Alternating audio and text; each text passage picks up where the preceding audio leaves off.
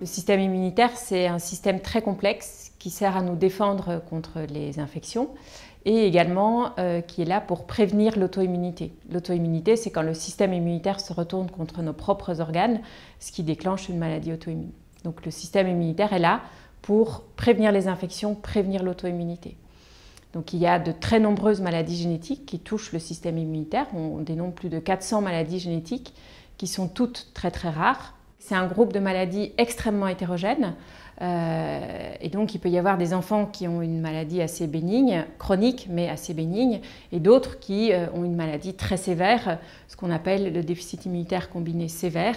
Ce sont des tout petits nourrissons qui naissent pratiquement sans système immunitaire et qui nécessitent un diagnostic précoce et une prise en charge très rapide. Dans les déficits immunitaires les plus fréquents, on a les déficits qu'on appelle les déficits humoraux, où il n'y a que la fonction de production des anticorps qui est altérée. Les symptômes de ces déficits immunitaires vont être extrêmement variables, mais on va retrouver des infections comme facteur déclenchant ou comme mode de révélation de la maladie.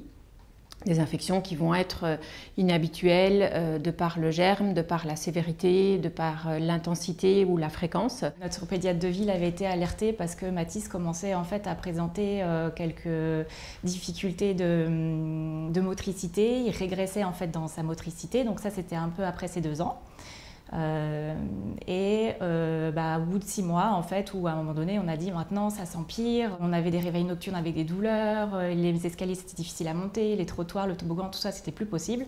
Et donc là, en fait, le pédiatre nous a dit effectivement, je pencherai pour une maladie neuromusculaire, donc on va aller consulter au centre en fait à Necker à Paris. Dès notre arrivée en fait à Necker, pris en charge par le médecin avec qui on avait rendez-vous, il nous a dit tout de suite, c'est pas du tout neuromusculaire, pour moi c'est plutôt au niveau de l'arthrite.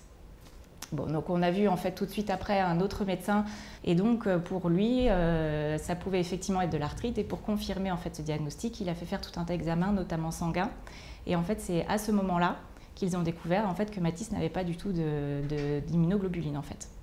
Et c'est ce qui nous a amené du coup à déceler le fait qu'il avait un déficit immunitaire. Il y avait quand même un lien avec cette arthrite qui était quand même avéré dans la mesure où en fait c'était une infection qu'il avait développée du fait qu'il n'était pas diagnostiqué. Il y a très souvent une difficulté diagnostique au départ de ces déficits immunitaires parce que les signes peuvent être parfois pas très graves au début, parce que les médecins peuvent ne pas connaître ou ne pas être alertés par cette possibilité diagnostique, et donc il y a très souvent une errance diagnostique au départ, et que l'enfant soit ensuite référé à un centre spécialisé dans le diagnostic et dans la prise en charge de ces maladies. Le déficit de Mathis, en fait, c'est une agamaglobulinémie, donc ça veut dire qu'il ne produit pas du tout en fait, d'immunoglobuline. Donc en fait pour lui le traitement c'est une substitution en immunoglobuline, donc on va lui apporter en fait ces immunoglobulines qu'il ne produit pas. Par différentes voies, soit par voie sous-cutanée, soit par voie intraveineuse, toute la vie. Pour l'intraveineuse, qui est le cas pour du coup Mathis, soit effectivement ça se fait via la pose d'un cathéter au moment du coup du traitement, donc toutes les 3 semaines avant l'injection, ou alors via une petite boîte du coup effectivement qui reste sous la peau, un pack on appelle ça, donc c'est une chambre implantable. Donc c'est le système en fait qui a été choisi pour Mathis, donc il a effectivement un petit boîtier qu'il a sous la peau qui garde constamment. Ce sont des enfants qui vivent avec leur maladie chronique et qui doivent vivre où la maladie doit prendre le moins de place possible dans le quotidien de ces enfants, mais qui ont néanmoins une vie de qualité. Il est effectivement pris en charge au niveau de l'hôpital de jour de notre domicile, puisque on n'habite pas en fait Paris à côté du centre de référence. Donc toutes les 3 semaines, il se rend dans cet hôpital de jour, et il y a un vrai relais en fait qui est pris au niveau en fait entre l'hôpital de jour de notre domicile et le centre de référence au niveau de Paris. Où du coup on se rend à Paris pour le suivi en fait global tous les 3 ou 6 mois en fonction en fait de sa santé. Et il y a un vrai relais en fait qui est pris entre les différents médecins des 2 hôpitaux, avec beaucoup d'échanges, que ce soit par mail ou par contact téléphonique, les compléments d'information pour les examens. Et donc en fait c'est ce maillage qui fait que c'est aussi confortable pour nous de pouvoir se rendre près de notre domicile et en même temps en fait de bénéficier effectivement du suivi et de l'expérience du centre de référence. Les maladies les plus graves, où les enfants ont un système immunitaire extrêmement déficitaire, vont nécessiter un remplacement de ce système immunitaire.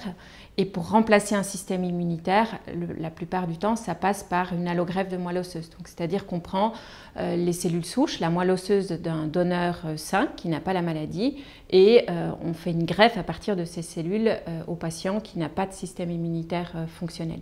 C'est un traitement qui est très lourd, mais qui permet de guérir, d'apporter la guérison à ces enfants.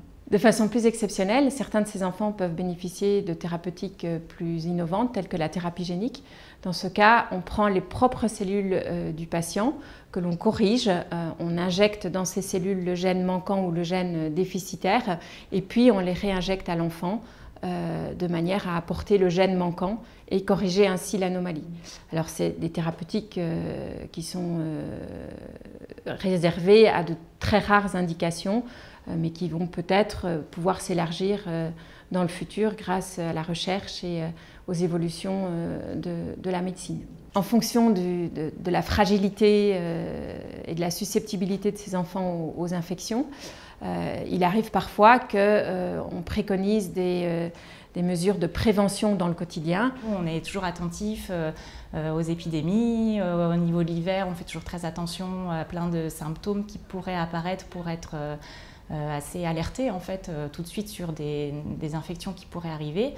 On fait attention forcément dans notre entourage et chez nous, tout ce qui est vaccination. Et surtout la vaccination de l'environnement, des personnes autour, des enfants à l'école. La protection globale de la population est très importante pour les protéger des maladies qui peuvent être pour eux très embêtantes. On lui a tout de suite parlé beaucoup en fait de ce qui se passait chez lui avec des mots d'enfant pour qu'il puisse comprendre. Et c'est vrai que notre terme spécifique chez nous est un peu fétiche, c'est les soldats, parce que quand on a 2 ans et demi, on connaît bien les châteaux forts, les soldats. Donc c'est comme ça qu'on lui a expliqué que son château fort, il manquait de soldats et qu'il avait besoin en fait qu'on l'aide pour ses soldats pour se défendre contre du coup, les virus qui arrivent. Nous, on vit le traitement avec Mathis, on l'accompagne au quotidien. Aujourd'hui, c'est un petit garçon qui est plein de vie, qui fait beaucoup de sport, qui fait plein de choses à l'école, qui a toujours envie, qui est très énergique, toujours envie de faire plein de choses. Et en fait, voilà, on se rend compte qu'effectivement, c'est une contrainte au quotidien, mais qu'il a une qualité de vie qui est très bonne, du coup, puisqu'il réagit très bien à ses traitements. Et voilà, pour nous, c'est quand même quelque chose en tant que parents qui est quand même réconfortant.